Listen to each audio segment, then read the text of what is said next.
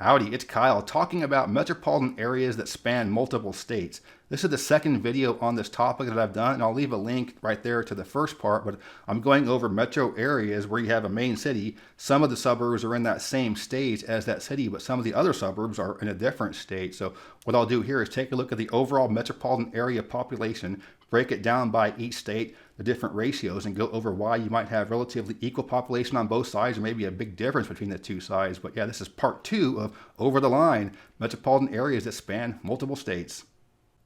I'm going to start by talking about the big one, New York. I had to leave at least one of the big ones for part two.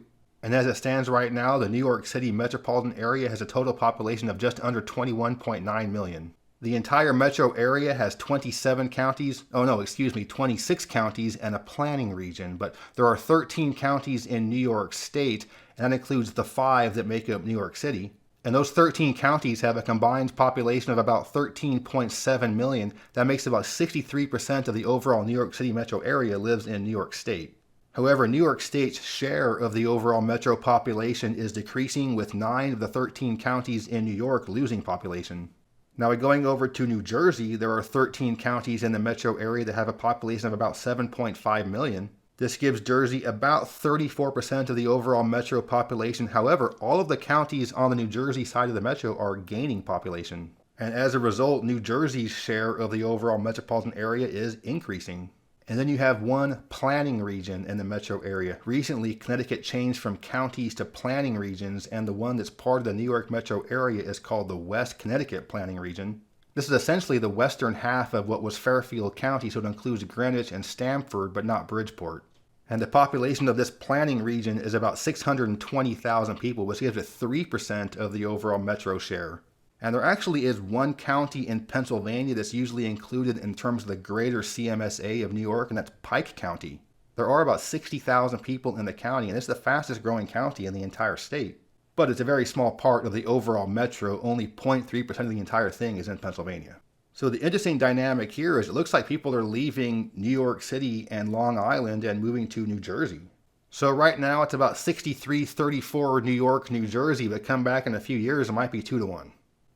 Now going down I-95, I'm going to check out the Philadelphia metro area. There are approximately 6.3 million people in the state, and the suburbs go into New Jersey, Delaware, and even to the far northeast corner of Maryland.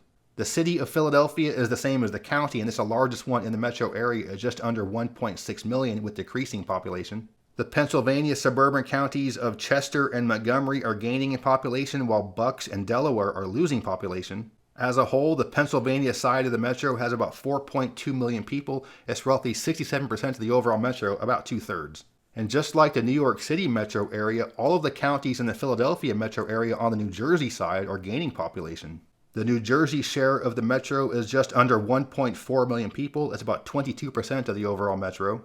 But you also have a decent amount of suburbs in Delaware, with Newcastle County having about 588,000. It's just over 9% of the overall population of the metro, and it's growing.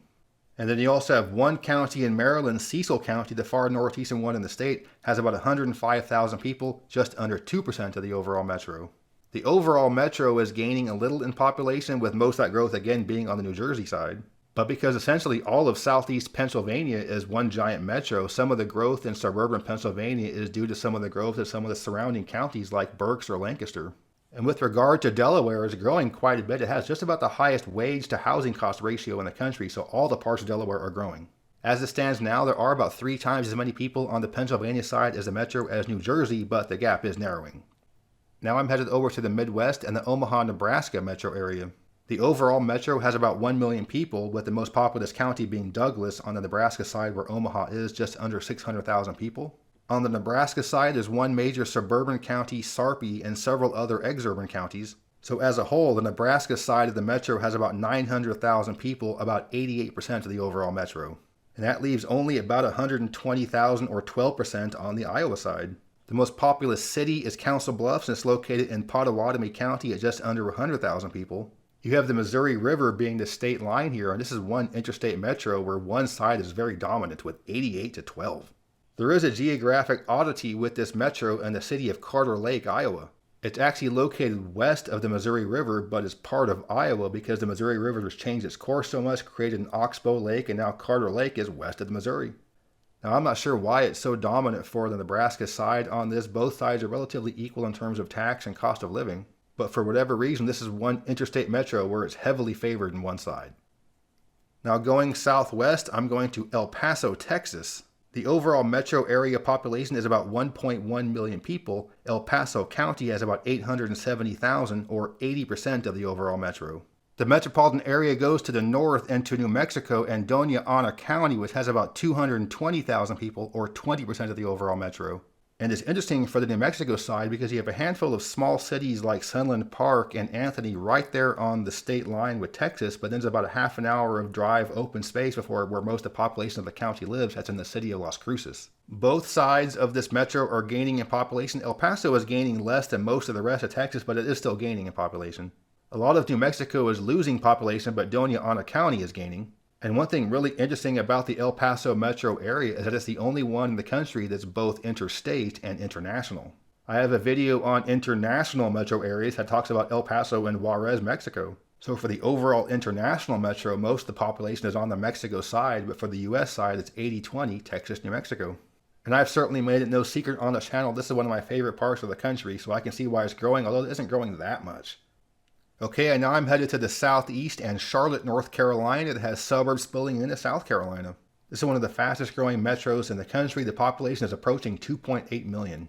The most populous county is Mecklenburg, where Charlotte is. It has just under 1.2 million. And there are 7 other suburban or exurban counties on the North Carolina side counted part of this metro that add up to a total population of just under 2.4 million, or 85% of the overall metro.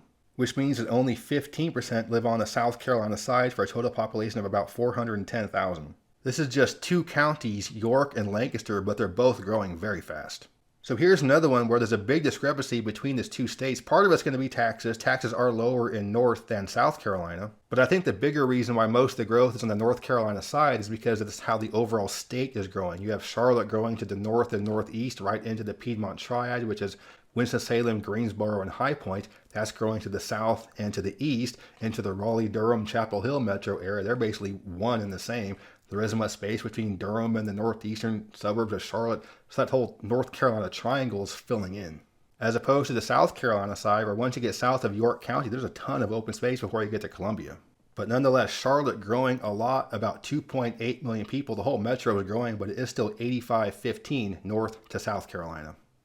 Keeping it in the same region, I'm going to Augusta, Georgia, that has some suburbs spilling over into South Carolina. This metro is much larger than a lot of people think. There are about 630,000 people total. The most populous county in the metro is Richmond with about 205,000 people, as per Augusta is, but Columbia County just north of that has 165,000. There are 3 other exurban counties considered part of the Augusta metro area on the Georgia side. The total population of the Georgia side of the metro is about 424,000, or about 68% of the total metro. The South Carolina side includes 2 counties, Aiken and Edgefield, with a total population of 204,000, about 32% of the overall metro total. So this is one where it's a little more than 2-to-1, but all the counties are growing. The South Carolina side is actually growing a little bit faster. But either way you look at it, Augusta is rarely talked about. You often hear about Atlanta and Savannah and maybe just Georgia as a whole, but rarely Augusta. And if you've ever driven along I-20 from Atlanta to Augusta, you know there's about an hour and a half of just open space. There's nothing there. So Augusta kind of off on its own, metro over 600,000, 68-32, Georgia to South Carolina in that metro. Now I'm going up for a 2-for-1 special in North Dakota along the Red River. Grand Forks and Fargo, both are interstate metros right across the river from Minnesota. I'll start with Fargo, which is the largest of the 2. The overall metro has about 268,000 people. It consists of 2 counties. The largest is Cass County, North Dakota, with about 201,000, 75% of the overall metro. That's, of course, where Fargo is. Across the Red River is Clay County, Minnesota, with about 67,000 people, or 25% of the metro. The largest city on the Minnesota side is Moorhead. Both of these counties are growing, although Cass, North Dakota is growing faster than Clay, Minnesota. Universities play a role on both sides of the river, with Fargo being home to North Dakota State University, and Moorhead being home to Minnesota State at Moorhead and Concordia College. But I do want to show a screenshot of the official Fargo site, fun things to do in winter. Their top thing to do in Fargo in winter is to stand around a fire and keep warm. That's like saying, come on down to Atlanta in July. We have buildings with air conditioning. But cold or not, Fargo is growing quite a bit. Okay, now going north along the Red River to Grand Forks, and across the river is East Grand Forks, Minnesota. The overall metro has about 104,000 people, with Grand Forks County, North Dakota having 74,000 and Polk County, Minnesota having 30,000.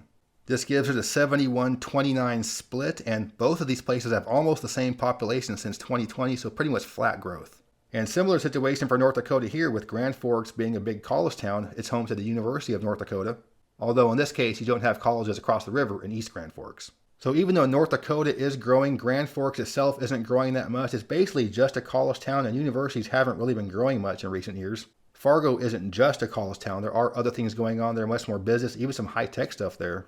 Although it is interesting for me to look back on it that both the main college towns in North Dakota are right on the state line with Minnesota. But whether it be Fargo or Grand Forks, both are interstate metros with about 3-1 North Dakota to Minnesota. Okay, now I'm going to the Ohio River being a state line, and Evansville, Indiana, across the river from Kentucky. There are about 359,000 people total in this metro, and the overall metro is decreasing in population.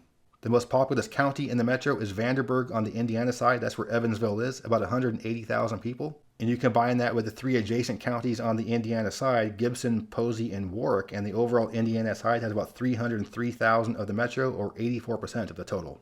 Of the Indiana side, Vanderburgh, Gibson, and Posey counties are all losing population. Only Warwick County is gaining. The Kentucky side has about 56,000 people total between the two counties of Henderson and Webster. Both of those counties are decreasing in population, and the Kentucky side has overall about 16% of the metro. But one thing interesting here is that even though both Evanston and Henderson are along the Ohio River, which is the state line, they're not along the Ohio River across from each other. There are several miles of reasonably open space between the two. A lot of it is floodplain. Evansville is home to a couple of universities, the University of Evansville and Southern Indiana University. In the 90s, there was a Toyota plant started in the north end of the metro. That brought a lot of growth to the region, but it's been pretty flat growth since. So with universities not really growing, nothing else really coming into town besides that big plant since the 90s, you can see why the overall metropolitan area population is flat, actually kind of decreasing.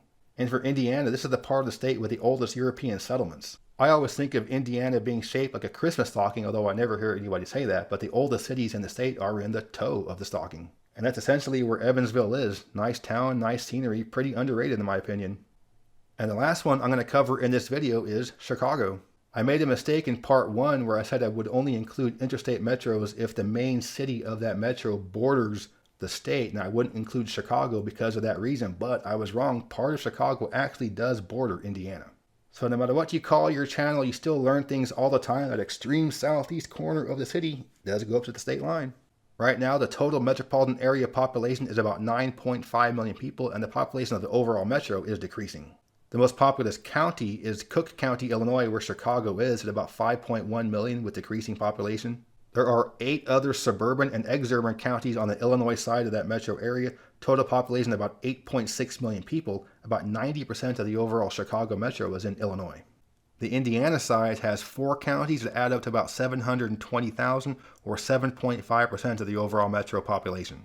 This is where you have Gary and Hammond and the Indiana Dunes National Park. Gary is infamous for its troubles, but the overall Indiana side of the metro area is growing. It's also worth pointing out that Kenosha, Wisconsin, the southeasternmost county in the state, is considered part of the Chicago metropolitan area. There are about 170,000 in that, and it's about 2% of the overall metro. Even though Kenosha is in Wisconsin and closer to Milwaukee, there is a rail line that connects it to Chicago. Many folks use that rail line to commute back and forth. So this is one where it's heavily in favor of Illinois, but most of the counties are losing population where people are moving to the Indiana side where it's lower tax. I'm sure there's more to it than that, but Indiana is much lower tax than Illinois. But even though the Indiana side is growing and the Illinois side is not, don't expect 50-50 anytime soon. So despite the 3 most populous counties in the metro that are all on the Illinois side and are losing population, Cook, DuPage, and Lake, the overall metro still remains heavily in favor of Illinois, about 91, 7, and 2. So I wanted to include Chicago on this to make up for my previous error, but yes, Chicago is in fact an interstate metro where the city does touch the other state. So that was part 2 of Over the Line, metros that span multiple states, and there will not be a part 3 because between parts 1 and part 2 I've covered just about all of the interstate metros in the country. There are a couple of other ones like Lewiston, Idaho, Clarkston, Washington, but for the most part I covered all of them between parts 1 and part 2 of this series. So again, I'll leave a link down there to to part 1 if you want to check that one out. But if you enjoyed this video, please give me a thumbs up to let me know you approve, and subscribe to this channel if you're interested in learning more about geography from a nerd. But yeah, thanks for watching. Geography King signing out. I'd like to give a special thanks to my Superior patrons for their support. If you want to become a Superior patron, you can check out my Patreon page. The link is in the description. And as always, thank you very much.